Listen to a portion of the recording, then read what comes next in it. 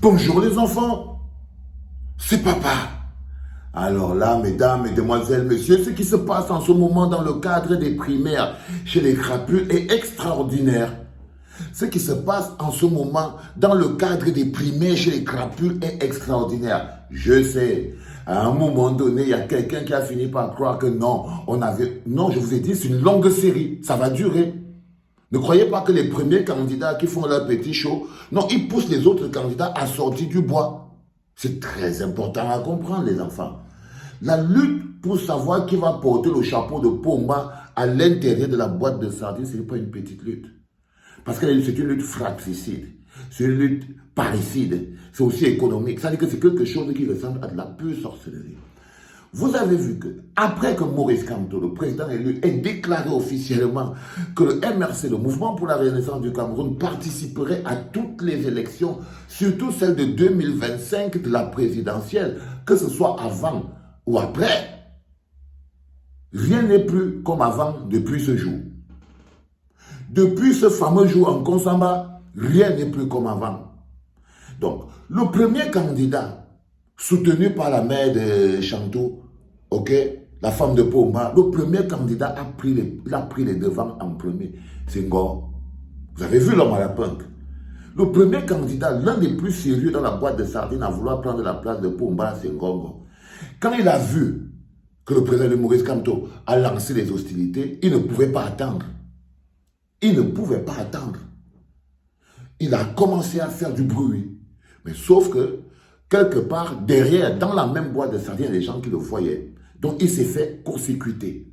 Les gens l'ont attaqué. Vous vous rappelez le schéma. C'est-à-dire que, d'abord, on lui a servi un mandat d'amener. Et on l'a d'abord convoqué, il n'est pas venu, il n'est pas parti. On lui a servi un mandat d'amener, il n'est pas parti. On lui a même servi un mandat d'arrêt qu'on a retiré. Les gars ont reculé. Les gars ont reculé parce que la mère de Brenda a dit deux choses à Pomba. Elle a dit à Pomba que si jamais l'homme à la punk, Ngongo, mon frère, part en prison, je te quitte, je divorce. Là, on va commencer qu'il n'y aura plus le toutou. Pomba a dit que non, le toutou c'est quoi encore pour moi? Elle a dit que je divorce. Mais même la Pomba a quand même réussi à envoyer le mandat d'arrêt. C'est quand le mandat d'arrêt est arrivé que Ngo prend lui-même le téléphone. Il appelle Pomba. Il dit à Pomba que recule avec ton mandat d'arrêt là. Recule avec ton mandat d'arrêt. Je ne blague pas. Pomba dit que le petit s'il me parle comment. Ngo lui dit que recule avec ça. Recule avec ton mandat. Parce qu'il faut que tu comprennes quelque chose. C'est que si moi, l'homme à la punk, je pars en prison, ta femme et tes enfants vont descendre avec moi. La Pomba a failli poser les lunettes comme dit qu'est-ce qui se passe? Ngo lui a dit que cet agent de Covid là vient et te dit à l'oreille. Pomba a approché l'oreille. Ngo lui dit que cet agent de Covid que tu entends là, mais Chantou même, elle a l'huile de ça dans la bouche, elle a croqué. Ces deux enfants, eux-mêmes ils ont pris, Pomba reste comme si que merde. Donc l'histoire, si je ne fais pas attention, moi-même, je vais me partir en prison. Et il est resté comme ça. Pomba appelle, prend le téléphone, il dit c'est bon, j'ai compris. Il prend le téléphone, il appelle Lorenzo. Lorenzo dit hey, Lorenzo, fais un peu une pause sur ce truc. Fais un peu une pause sur ce truc. Lorenzo lui dit que frère, qu'est-ce qu'il y a? Il dit que non, fais une pause sur ce truc. Il faut qu'on trouve un moyen de régler le truc. Entre-temps, l'homme à la punk se sent fort. Nous tous, on est quand même persuadés qu'il a une puissance quand même. Vous ne pouvez pas négliger la force de l'homme à la punk parce qu'il a quand même réussi à tordre le bras de l'homme lion. L'homme du 6 novembre. Parce que j'ai fait au 6 novembre. Le jour où tout a basculé. Le jour où la nuit est devenue noire. C'est aujourd'hui. C'est aujourd'hui. Donc, l'homme du 6 novembre se rend compte qu'affaibli, amoindri, il n'arrive même plus à tenir. Là, c'est vraiment compliqué. Il ne peut pas s'en sortir. Là, il est obligé de commencer à dire à son propre fils, à lui, le ver de terre, le vermisseau, Franck, de sortir. Alors là, mesdames, mesdemoiselles, messieurs, ce qui s'est passé il y a 2 jours est de l'extraordinaire. Fait partie et tiré de l'extraordinaire. C'est que le ver de terre, Franck Biya, fils du président Pomba, a décidé de marcher sur les pieds de Pomba. Ça veut dire que Pomba lui a donné le OK. Si vous voyez, Si vous voyez Frank Bia sortir, c'est que Pomba lui a donné le OK. Pomba a vu qu'il n'arrive pas à s'en sortir avec Ngom. S'il continue d'attacher Frank derrière, il ne va pas s'en sortir. Parce que quand lui réfléchit, Pomba, il se pose quand même des questions. Il dit que quand je serai plus président, qu'est-ce qu'on va faire de Frank Bia? Qu'est-ce qu'on va faire de Brenda? Il est inquiet. Il est inquiet aussi. Donc là, il s'est rendu compte qu'ayant quasiment perdu la bagarre, parce que contrairement à ce que vous voyez, ayant quasiment perdu la bagarre contre l'homme à la punk et tout, il est obligé de sortir son joker. Parce que Frank Bia, c'est le joker de Pomba. C'est le joker de Pomba. Parce que la personne qui réussit à mobiliser du côté de la famille, donc le deuxième acteur qui entre de manière directe, c'est Pomba. Parce que c'est Frank Bia. Parce que le petit Frankie derrière, il a quand même les cadeaux au boulot. C'est-à-dire qu'il vient de la famille du père, le petit Frankie. Donc, là Pomba décide de mettre en scène le petit Frankie. Le petit Frankie décide de marcher sur les pas de son père. Donc, il va voir le lamido de Rebouba. Vous savez très bien pourquoi. Il va voir, là, il est en train aller voir le lamido de Rebouba. Il va voir le lamido de Rebouba pour expliquer, parce qu'ils savent qu'ils ont expliqué, ils ont en idée. Il paraît que si tu ne prends pas les lamidos, si tu ne contrôles pas le Grand Nord, tu ne peux pas gagner le combat. Donc là, lui fait donc la stratégie d'aller gagner le Grand Nord. Comme vous voyez souvent, on dit souvent aux gars du Nord que, les gars, vous êtes complices à 100%. À 100%. Parce que quand on dit tous les jours, on ne peut pas dire tous les jours que tu ne peux pas gagner l'élection au Cameroun si tu ne gagnes pas au Nord.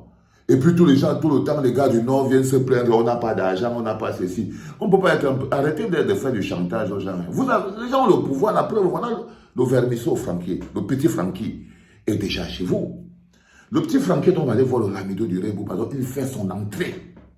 Il fait son entrée officiellement dans la bagarre de succession à la tête de la boîte de sardines pour savoir qui c'est qui va venir affronter le président élu Moïse Kamto.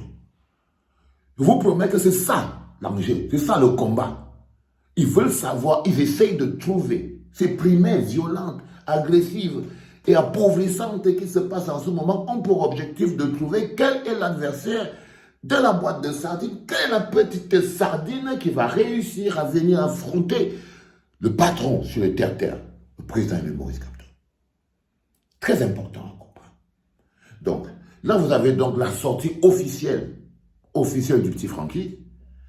Et c'est clair que le petit Francky, là, il vient d'ouvrir un front de lutte fondamental. Et je vous ai encore dit, c'est pas moi qui l'ai dit, c'est J. Paul Émile Ngolo. Vous savez très bien que la bagarre qui existe entre le petit Francky et Dadis Camara, parce que c'est l'eau et le feu, ils ne se parlent pas, c'est la bagarre fondamentale. Le petit Francky, donc comme le père Pomba a déjà donné l'onction au petit Francky, et que le petit Francky est très en colère contre Dadis Camara, et que Dadis Camara, c'est le larbin de l'homme à la punk, vous voyez que les clans, ça commence à se former bien. Dans ce clan du côté, vous avez l'homme à la punk, qui est menacé par Dadis Camara, parce que Dadis Camara lui-même veut choper le truc, donc l'homme à la punk n'est pas très sécurisé. Donc la première personne qui va essayer de se débarrasser de Dadis Camara, c'est l'homme à la punk. La première personne qui va essayer de se débarrasser de Dadis Camara, c'est l'homme à la punk.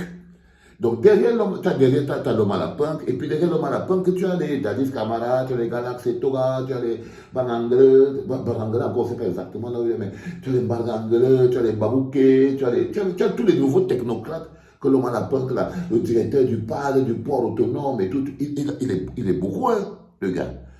Et de ce côté, tu as le petit Francky. Derrière le petit Francky, oh, il y a quand même du beau monde. Il y a Motazé, il y a le Zomlor, tu vois, là, il est parti chercher l'amido de Rebouba parce qu'il a essayé de contre-attaquer le Nord. Donc, le Nord, pour faire basculer le truc dans sa bagarre contre l'homme à la punk. Donc, il a commencé par le Nord. Lui, il marche sur les plateaux. Lui, c'est quelqu'un qui n'a même pas un projet. Lui, il dit, papa, je fais quoi? Papa dit, va là-bas. Papa, je fais quoi? Papa dit, va pas là-bas. Donc lui, il est là pour papa papa le guide par derrière. Donc papa a les stratégies. Papa dit non, va voir le Lamido de Rebouba. Va voir le sultan des Mamoun. Va voir, maintenant, il va même se lever bientôt. Il va aller voir tous les chefs traditionnels de l'Ouest. Donc, d'un côté, vous avez un homme qui a la machine administrative. Et de l'autre côté, il y a l'autre qui marche sur les couloirs obscurs de son père. Donc, la tradition, la sorcellerie, le communautarisme. Donc, il marche par derrière.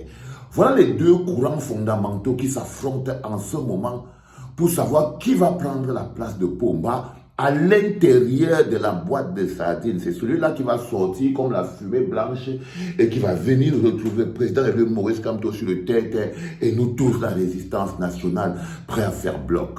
Vous voyez ce que je veux dire? Maintenant, entre les deux blocs que je viens de vous mettre, il y a Tonton Vodo, l'ami de Pomba. Vous savez qu'on a toujours un ami là qui est très proche de nous au point où c'est déjà même un membre de la famille, un frère. Tonton Vondo, il est l'ami de Pomba. Tonton Vondo est l'ami de Pomba, Tonton Vondo. Donc il est aussi au milieu. Il a décidé qu'il ne soutient ni le côté de la mère, ni le côté du père. Peut-être que lui peut chopper le business lui-même. Donc Tonton Vondo au milieu là, est dans une logique de qu'il veut prélever le truc lui-même. Parce qu'il ne trouve pas normal. Quand il regarde le petit Francky, vous-même quand vous regardez le petit Francky, il vous rappelle, il est exactement comme le petit débile. Quand vous regardez l'homme à la punk et tout, lui-même d'abord, bon, je crois que Pomba a encore les leviers pour le mettre en prison. Donc, il n'est pas très sérieux et tout. Le plus important, c'est de comprendre que les Lamido ne peuvent pas donner le pouvoir, ne donnent pas le pouvoir parce qu'ils n'ont pas le pouvoir. Ça, c'est signé Mamadou Mouta. Allez voir le Lamido de Rebouba, ne sert à rien. Les Lamido ne donnent pas le pouvoir parce qu'ils n'ont pas le pouvoir. Le pouvoir appartient au peuple. Le pouvoir appartient au peuple. C'était les primaires, les crapules, officialisation du petit Francky. Donc là, vous avez déjà, d'abord, in first, vous avez l'homme à la punk, soutenu officiellement par la mère de Brenda. De l'autre côté, vous avez le petit Francky, soutenu officiellement par son père, Pomba. Et à l'intérieur, au milieu, vous avez Tonton Vondo. Il y a encore des courants. On attend juste qu'ils se prononcent. C'était papa.